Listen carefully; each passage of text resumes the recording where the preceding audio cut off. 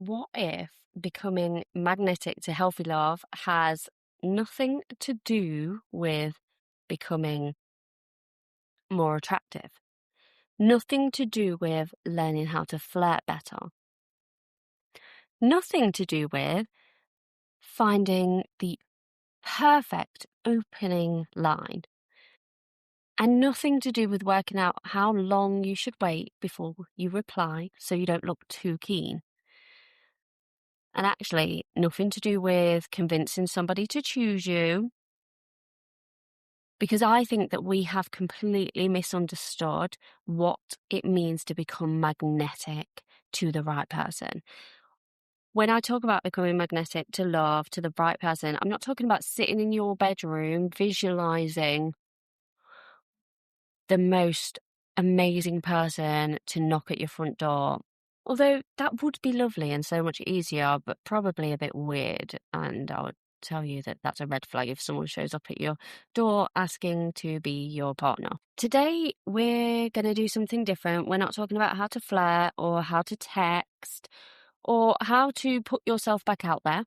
We're going to break down the actual anatomy of what an energetic match is, the internal state that pulls in the right person without you having to convince, chase, perform, do any of that. Let's get into it.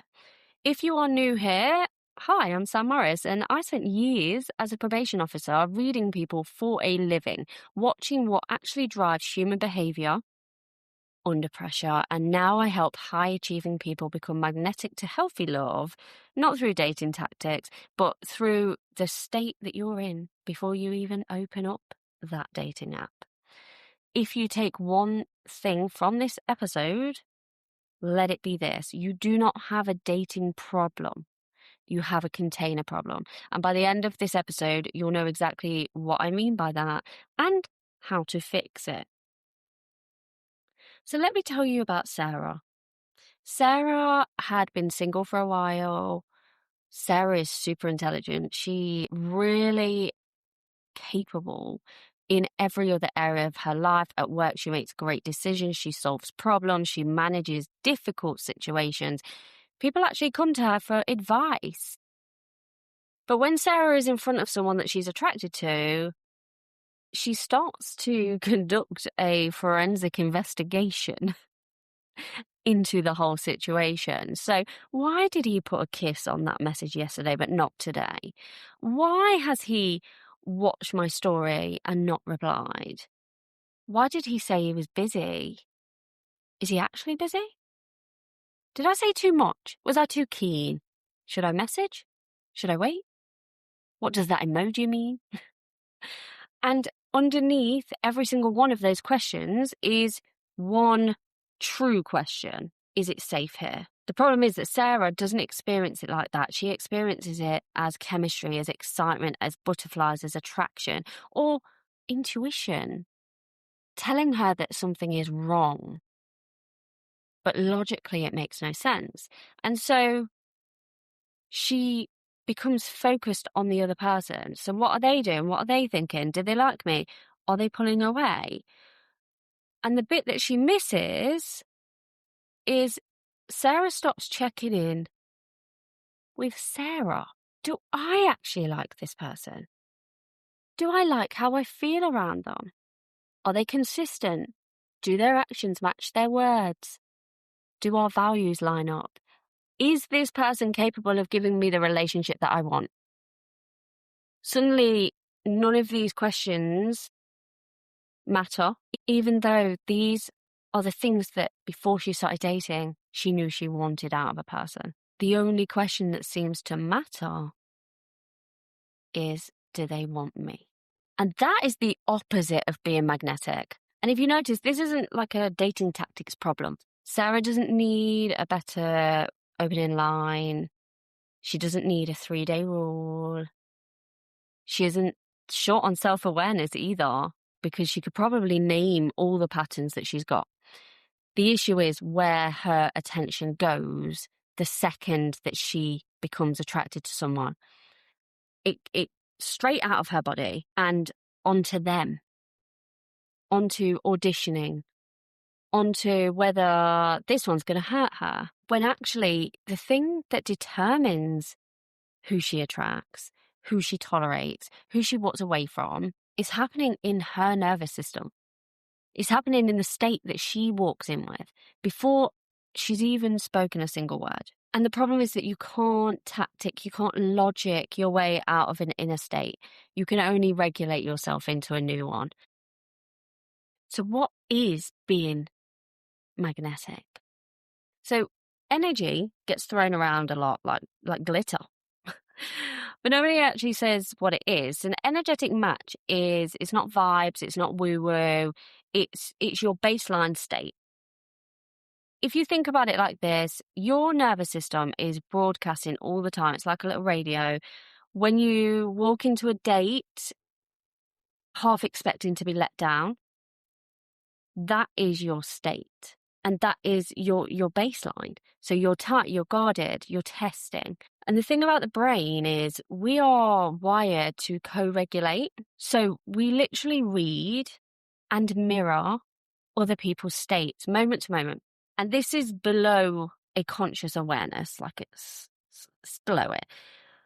And it's called neuroception. So your body reading whether they are safe, and their body is reading whether you are safe. And this happens way before either of you decide that you fit together. So when you're broadcasting a brace, a tightness, you pull in one of two people.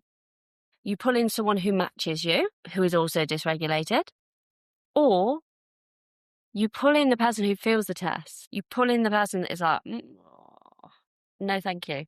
And then your gremlins, your inner belief system, your subconscious goes, see, they always leave. When you have an energetic match to healthy love, it's so, so different. Because it stops recognizing chaos as chemistry and it starts recognizing safety as chemistry. Your regulated state starts meeting them. So basically, calm recognizes calm. And it's extremely difficult for someone to manipulate you when you are in that state. And that is what actually draws healthy love to you.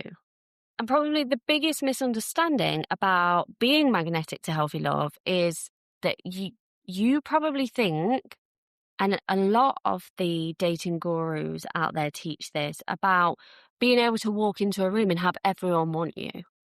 Thing is, you don't want everyone. You don't want everyone to want you because some of those people are a nightmare for you. And what being energetically matched means that the wrong people just leave your life without you then making that mean something about you. That's magnetic. So imagine two versions of you. Both of you meet someone. You both versions of you go on 3 really good dates. You like them. And then they go a bit distant. This version of you notices the distance, panics. You start to give more. You become more accommodating. You let things slide. You ignore things that you said you would never ignore again. You constantly check your phone. You send another message. You start wondering, what did I do wrong? And you become more invested in that person as they are pulling away. Now, the other version of you, the magnetic version of you notice the same exact behavior, but instead of saying, how do I get them back? You literally think just one thing. This is interesting. That's it. Because you decide you don't need to chase an answer. You watch, you gather information, you see whether this is a one-off or if it's a pattern. And if someone consistently shows you that they can't give you what you want in a relationship, you don't try any harder. You don't continue to audition. You believe them. That's you becoming magnetic. And it's not you playing any games. It's simply you stopped trying to get something that was never right for you in the first place. Now, the biggest problem that most people have is that healthy love is not how they expected it to be. So, for example, let's say that you've spent years being attracted to unpredictability, to people who come close and then they pull away, or people that you have to kind of win over, or people that give you like incredible highs but then horrible lows, toxic people. And then someone healthy turns up. They text when they say that they'll text. They make plans. They tell you that they like you. You don't need to be a detective. And your nervous system goes, is this it? Where's the drama? Where's the adrenaline?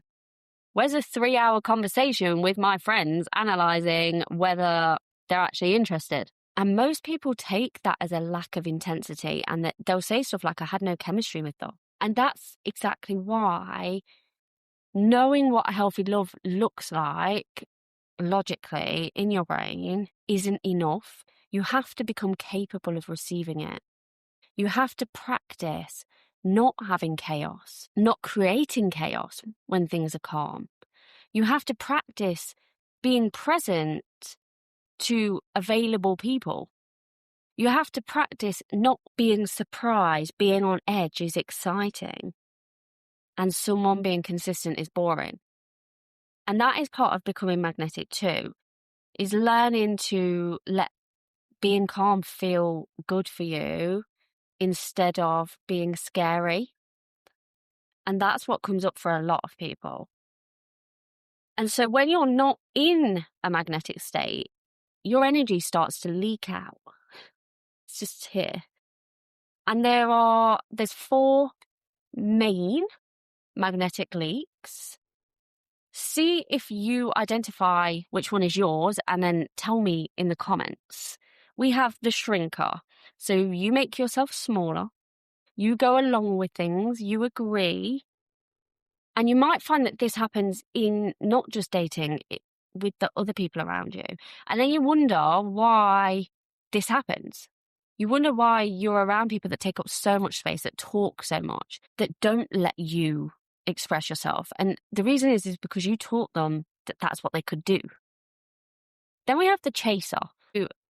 This is someone who, the moment that someone pulls away from them, they start to pursue them. So it's really hard to be distant from them. And what you need to remember, if this is you, because this was me, you're not actually chasing them, you're chasing the relief of not being abandoned. Then we have the blocked receiver. So you give and you give, but you don't let someone give back.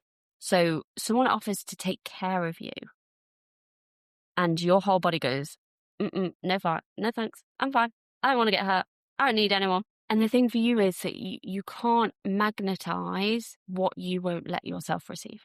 And lastly, there's the bracer. So you go in, you're already going for war. You're only half in. You've already planned your exit. You've got one hand on the door because you're always like, things never work out for me. And other people feel that. And they won't get close to someone who is already halfway out of the door. Now, if you recognize yourself in any of these, and comment down below if you have, because as I said, I was a chaser. That was it. But I think I have been all of these at some point, because I didn't want to get hurt, or I just wanted someone to love me, depending on which state I was in at the time. And so none of these mean that you can't find love. None of these means that you can't live the life that you were destined to live that's going to be amazing, because all of them, they're just part of your nervous system that learned that's how you stay safe. Unfortunately, safe and magnetic are not the same state. And so now, this is the bit that's possibly going to annoy you. You could listen to this episode, you could listen to everything that I've just said and say, yes, that's me. You could save this episode, you could share it with your friend, you could write some notes in your notes app, and then someone that you really, really fancy, they pull away next week, and you start to chase them. Because information doesn't automatically become a change in behavior. And I know this because I spent years working with people who had been in prison, and I could put a theory to it. I could say, wow, I could tell them exactly what their problem is and how to fix it. But I knew just telling them that, oh, this is the problem, this is the reason you have this problem, didn't change their behavior in any way. Because knowing something doesn't mean that you're going to change your actions. You got to feel that. And this is the thing that I've become a little bit obsessed with in my work. Because we have more relationship information than we have ever had. We've got more theories, we've got attachment styles, we've got red flags, we've got narcissism, trauma, boundaries, nervous system regulation. You can spend 6 hours on TikTok, on YouTube, learning exactly why you do the things that you do. But at some point, you need to stop collecting explanations and start to practice having a different response. Because having boundaries is something that you practice. Receiving great things is practice. Handling rejection is something that is practice. Are you seeing a theme here? Having self-love, having self-trust, it's practice. And healthy love is something that is practiced. There is a reason that high achievers, they get stuck here. Because most people are brilliant at solving problems in their mind. They can understand it, they can name it, they can fix it. And it tends to work very well with careers, with money, with goals. But you cannot think your way into safety. Your insight lives in one part of your brain, but your survival response lives somewhere completely different. And that's why you could fully understand what your pattern is. You could sit and be like, yeah, I know that I have that pattern. And you could say that to yourself at 2 p.m. and then go on a date at 8 o'clock and completely abandon yourself and then go, why did I do that? Being aware, I believe, is like a map. It's not the end destination, but you read it and you get to that destination by walking it. And it's the same with becoming magnetic. Small, daily, feeling it in your body until this new state, this magnetic state, is not a technique anymore. It's actually who you are. And that is exactly why I built Magnetic as Fuck. On the 1st of September, I am starting a 21-day experiment. And the reason I'm calling it an experiment is because I've only ever done this on a one-to-one basis. So this is going to be as a group, collective, and we're going to use all of our magnetic energy to bring about things for everyone else. I want to see what happens for you when for 21 days you stop thinking about the person that you want to become and you actually practice being them. Every day I'm going to give you a short practice. We're going to work on rejection, we're going to work on boundaries, self-trust, confidence, receiving, all the things. And we're going to work on those gremlins that are probably running your life. The way you respond when things don't go your way. The way you show up around love. And this isn't only about getting a partner. There are people in there that are already in a relationship, but they constantly worry that that person is going to leave them. Becoming magnetic is not about making someone choose you. It's about who do you become when you stop needing someone else's choice to decide how you feel about yourself. That's the experiment. And imagine going into September as a person who checks your phone constantly because someone hasn't replied. And then coming out at the end of September as someone who is, whatever happens, I'm going to be okay. Because the right person is going to come to me when the time is right. Magnetic AF starts on the 1st of September. It is currently £22. The price is going to rise when we get to 200 people. The link is below this episode. If you have spent enough time understanding your patterns, maybe it's time for you to find out what actually happens when you start changing them. I will see you in there. And if this episode changed something for you, if it resonated with you, Make sure you save it, send it to a friend who has been auditioning for other humans to love them, and make sure that you tell me what your magnetic leak is. I will see you in the next episode.